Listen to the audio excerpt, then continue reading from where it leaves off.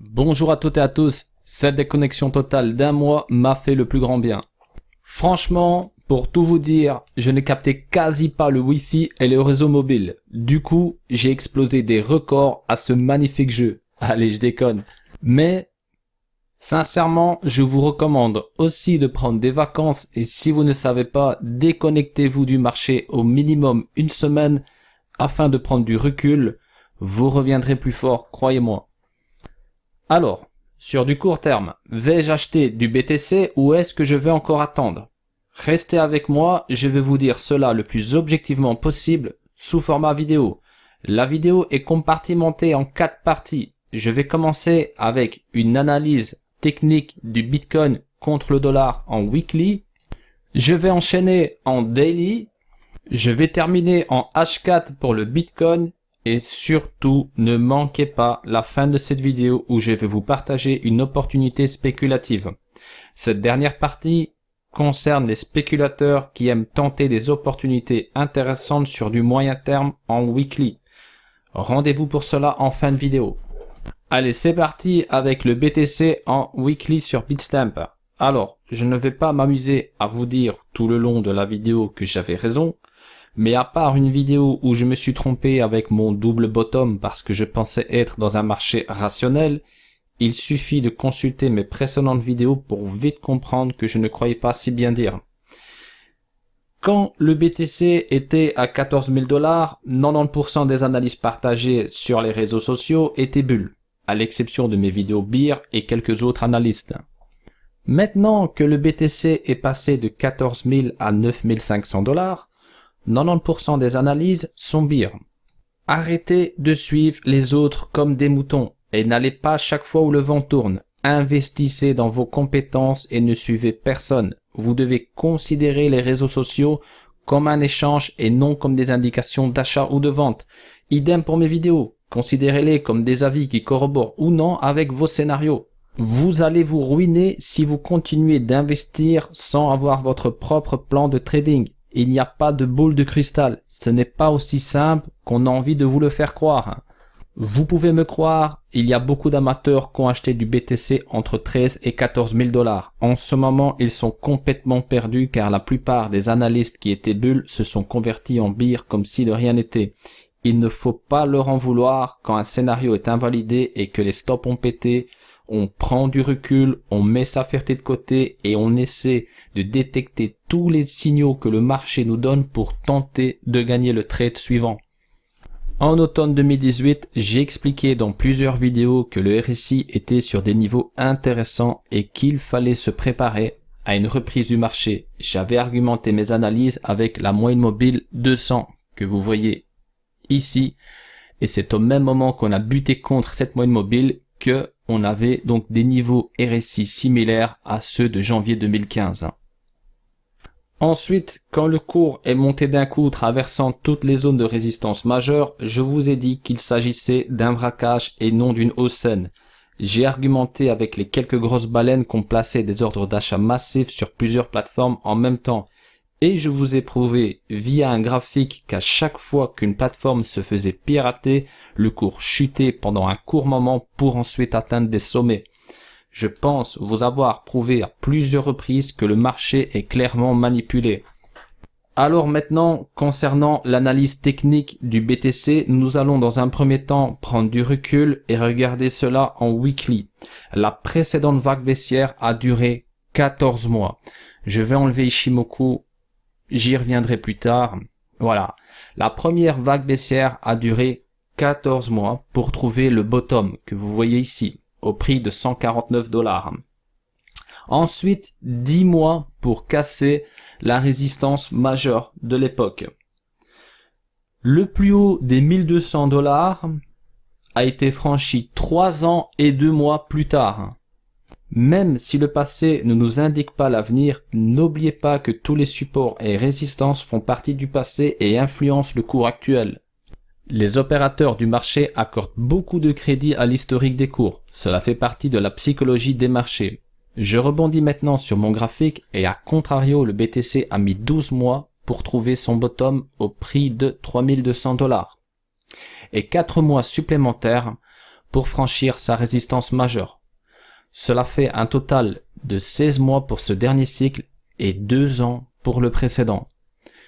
J'attire surtout votre attention sur le passage des cours au-dessus le plus haut de la vague haussière de 2013, c'est-à-dire ici. Il a fallu 3 ans et 2 mois pour casser la résistance ultime. Restez concentrés avec moi et comprenez bien où je veux en venir. Le dernier cycle est clairement plus court que le précédent et quand je regarde ce graphique, j'ai l'impression que nous sommes ici quelque part. Alors, je mets un petit repère, tac. J'ai l'impression que nous sommes quelque part ici. Alors, je continue. Il n'est pas impossible que le cours continue de chuter comme ici avec une dernière purge que vous voyez ici en weekly avant de repartir clairement et briser toutes les résistances. Cela corrobore bien avec Ichimoku. Regardez la force d'Ichimoku. Si je zoome un peu, je vais virer le repère quand même. La clôture de cette bougie s'est faite exactement en dessous la SSB. Ensuite, le cours est passé à côté du nuage avec plusieurs tests sur la Tenkan. Finalement, le cours a clôturé en dessous la Tenkan et la SSB a été testée à plusieurs reprises. Comme je l'expliquais dans ma dernière vidéo, il est du coup fort probable que le cours vienne rebondir ici, aux alentours des 7400 $ ou encore ici, aux alentours des 6500 $. D'autres adeptes d'Ichimoku pensent peut-être à un départ à partir de cette zone-ci aux alentours de la Kinjun. Voilà, en tout cas, il faut regarder cela de très près car Ichimoku en weekly, c'est très pertinent et il y a beaucoup d'opérateurs qui regardent cela avec attention. Alors, moi je pense que cela coïncide bien avec une dernière purge avant de repartir. Comme on l'a vu ici en arrière, voilà, exactement.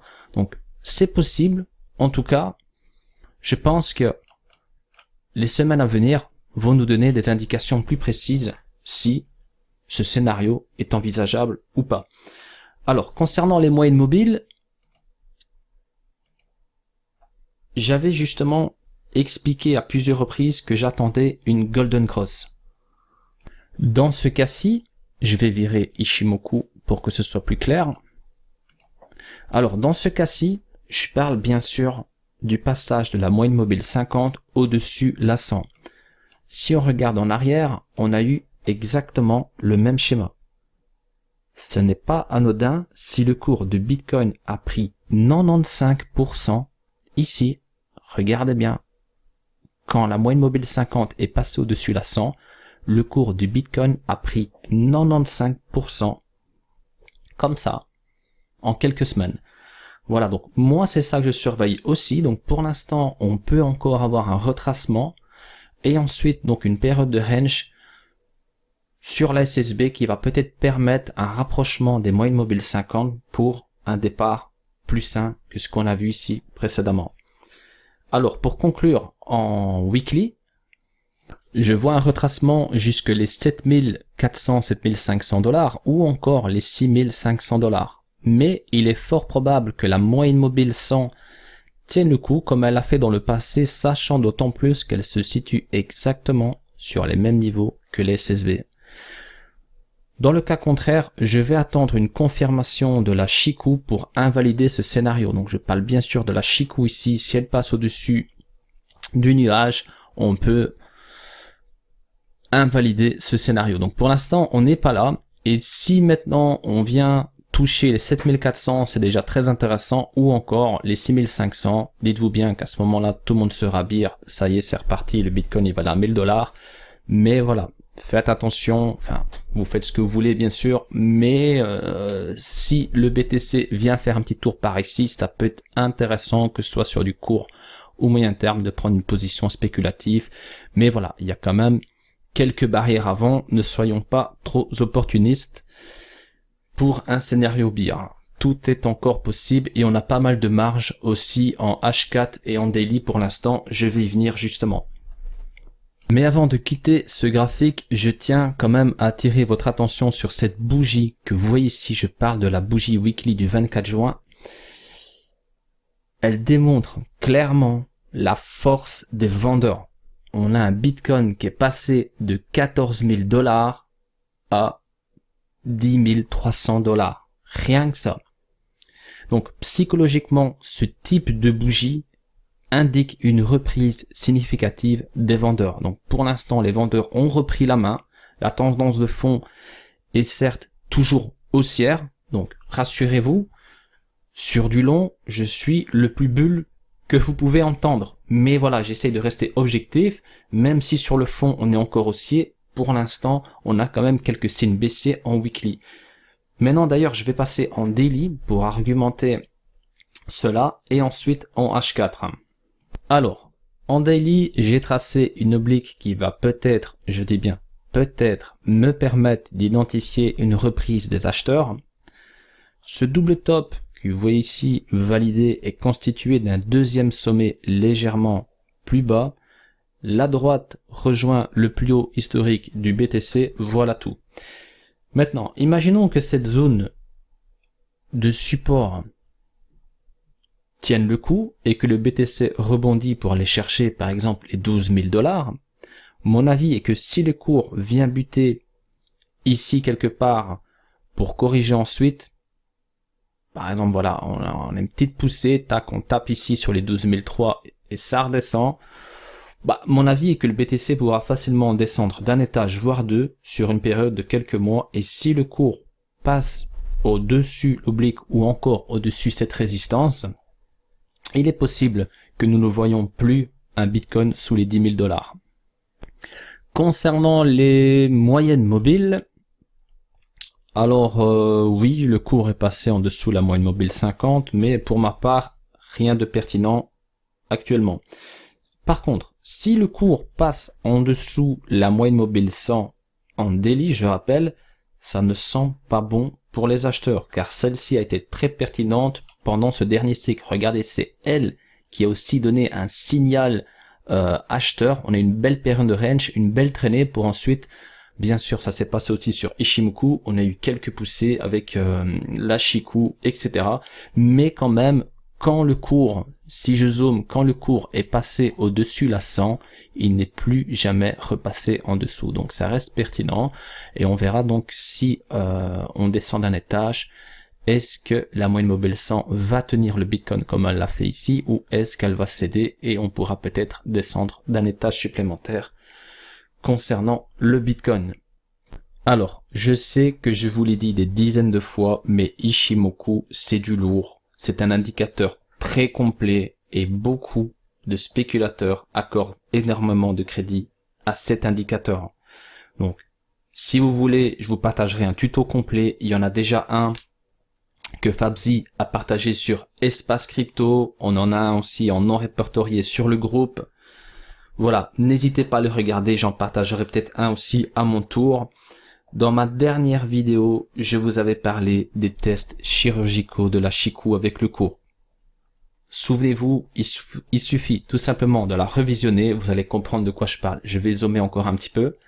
Et je vous avais justement dit que à chaque fois que la Chikou venait tester le cours, que ce soit une mèche ou une bougie, tac, on avait une poussée haussière. Encore ici, impulsion haussière, encore ici, impulsion haussière. Donc voilà, ce n'est pas un hasard, croyez-moi. Et avant que je parte en vacances, je vous avais justement dit, attention, quand la Chikou va tester à nouveau le cours, il faut surveiller cela de très près. Si on a une impulsion haussière, tac, on repart vers le haut, super, ça va être très violent parce qu'on a une montagne devant, mais si on passe en dessous, on aura un signal vendeur. Et regardez ce qui s'est passé. Le cours est passé en dessous le nuage avec quelques tests contre la Tenkan. La Chikou confirme. On peut dire que les vendeurs, psychologiquement, ont pris beaucoup de force. L'objectif ultime, c'est bien sûr de faire passer la Chikou en dessous le nuage. Cette confirmation pourrait faire trancher le cours du BTC. Il faudrait quand même un range au moins de 30 jours ou une baisse, mais malgré tout, il va falloir du temps pour que la Chikou vienne au contact de la SSA, du moins. Et sachant aussi que les acheteurs ont maintenant un peu de marge aussi, hein, tout est possible. On peut très bien maintenant avoir le cours qui vient taper contre la SSB. La Chikou aura de l'espace aussi pour voyager, donc on peut avoir quelques poussées haussières avec des résistances non négligeables comme les 10 600. Voilà, donc c'est ça qu'il faut surveiller pour les signaux haussiers en daily. Donc si on vient passer au-dessus la SSA et SSB, au-dessus du nuage tout simplement, et qu'on aussi aux alentours par exemple ici des 11 600 ou encore ici des 11 000 $, et que la Chikou se retrouve au-dessus des cours, on a un signal haussier pour repartir de nouveau. Pour l'instant, moi, je vois donc les choses de manière baissière. Tout simplement parce que la Chikou, regardez, quand elle est passée, quand elle a confirmé au-dessus du nuage, ça n'a fait que monter. Donc maintenant, on est passé en dessous, on n'est pas passé en dessous le nuage, mais on a déjà des signaux baissiers. Donc à voir aussi si le cours reste en dessous la Tenkan ou s'il passe au-dessus et que ça compresse et qu'on part d'un coup vers le haut. Tout cela est bien sûr à surveiller de très près. En H4, le Bitcoin s'est ramassé 3 dit cross sur 5 jours. Sur du cours en H4, voilà un petit peu comment je vois les choses. Je vais virer Ishimoku dans un premier temps. Voilà, les dit cross. Donc, pour l'instant, on va dire qu'on a une clôture en H4 au-dessus cette oblique et la moyenne mobile 50. Donc, on a un petit signal acheteur sur du cours. Intéressant, on peut très bien buter ici contre la EMA 100 et la SSA. Donc, voilà, ça peut être un point d'entrée intéressant. On est bien sûr, je vous rappelle, sur du court. Ça peut être un faux break, ça peut corriger. Donc ça, vous faites ce que vous voulez de votre côté. Moi, j'ai mes opérations. Je ne partage pas de signaux. Je vous dis juste comment je vois les choses. Alors, je continue. Et du coup, je rebondis sur cette droite que j'ai tracée en daily. Donc, vous voyez, pour moi, si on a une belle impulsion haussière, qu'on vient tester à nouveau cette oblique et que ça corrige, ça veut tout simplement dire que la tendance baissière continue sur du court et peut-être même du moyen terme. Donc ça, c'est vraiment des repères à prendre en considération, en tout cas pour ma part.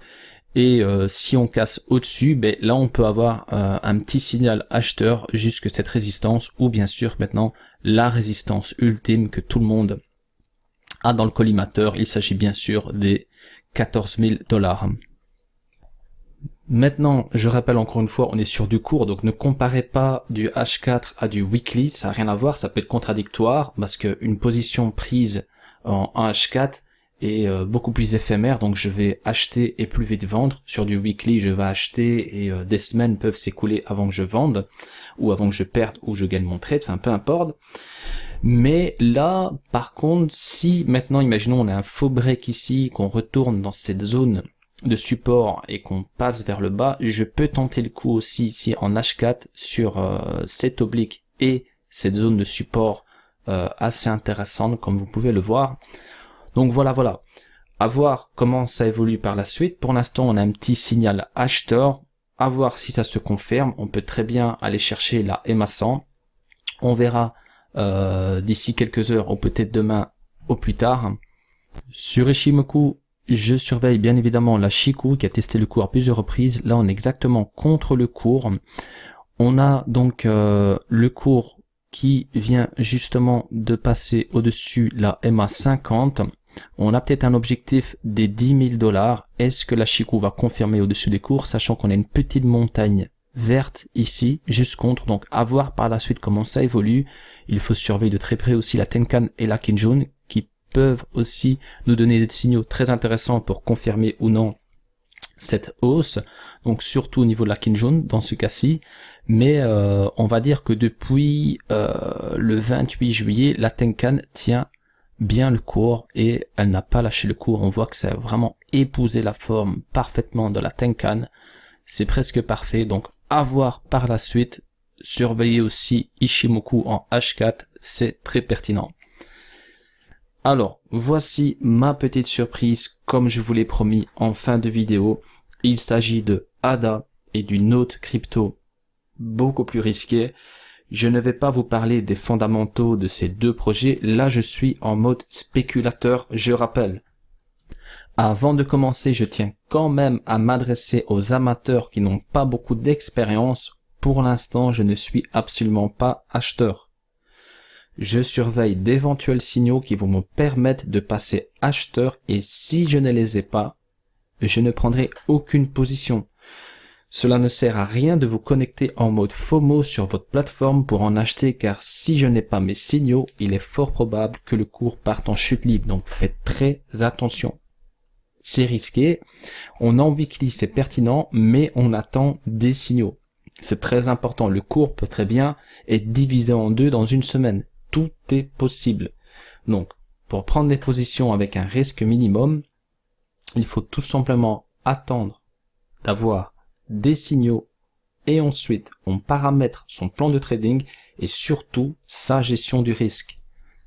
Imaginons maintenant que ADA fasse x2 demain, je n'ai aucun regret. Moi, je ne joue pas au casino. Je n'anticipe pas. J'attends des signaux. Là, en weekly, je n'en ai pas pour l'instant. Donc, si ADA fait 300%, tant pis pour moi.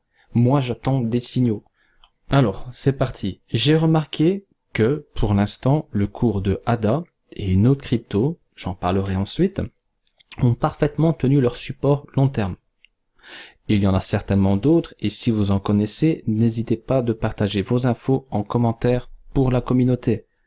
Le support long terme a tenu le coup pour l'instant, contrairement à d'autres altcoins comme par exemple ICX. On le voit bien qu'on est parti en chute libre, là on a une zone de range, c'est intéressant, on peut avoir des signaux sur du H4 ou daily, mais voilà, pour l'instant, on voit qu'on est passé, on a eu un range et hop, peut-être poussé, piège, on est passé en dessous.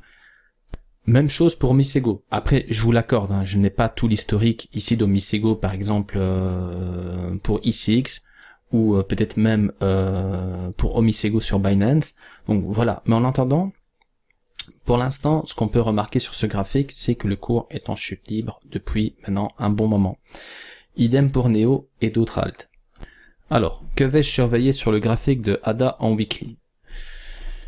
Je vais déjà attendre qu'on sorte de ce biseau et qu'on continue à avoir cette période de range. Donc pour l'instant, c'est très bien, ça se passe bien, mais pourquoi il ne faut pas foncer tout de suite? On peut très bien avoir ADA qui est divisé en deux ou voire en trois comme le BTC. C'est possible. On peut très bien passer en dessous et après voilà, on peut aller très très bas. Donc tout est possible. Pour l'instant, je n'ai pas de signaux. J'attends. Si on continue à avoir cette période de range, 4, 5, 6, 7, 8 bougies, tac, je prendrai le risque avec, bien sûr, ma gestion du risque bien paramétrée. Donc je sais ce que je peux me permettre de perdre. Ça décolle, je suis dans le train, ça part en dessous, j'ai perdu ce que je me suis autorisé de perdre. Les plus agressifs vont attendre la semaine prochaine se disant « Ah ben voilà, ça n'a pas corrigé, tac, on est sorti du biseau, ça part. » Oui, mais en attendant, regardez, le biseau il est tracé jusque le mois de décembre 2017. Vous pouvez être le plus précis possible en attendant, voilà, on peut très bien déborder, clôturer et repartir en dessous. Faut pas juste se fier à ça, surtout en weekly. En H1, je vous dirais, ok, oui, là ça marche, mais là en weekly, voilà, même si vous êtes précis, faut faire vraiment attention, 1 mm, c'est 1 mm. Donc voilà, concernant ADA, j'attends quelques semaines, une paire de range, si ça pump ici avant, mais tant pis, j'aurais peur de prendre une position là tout de suite, ou alors je peux très bien prendre le risque maintenant, mais là on est contre l'oblique, donc on peut très bien retracer et avoir un prix divisé par 2 ou voire par 3. Tout est encore possible, donc j'attends quelques semaines et on verra par la suite. Et du coup, si vous voulez bénéficier d'informations en temps réel, n'hésitez pas à rejoindre le groupe.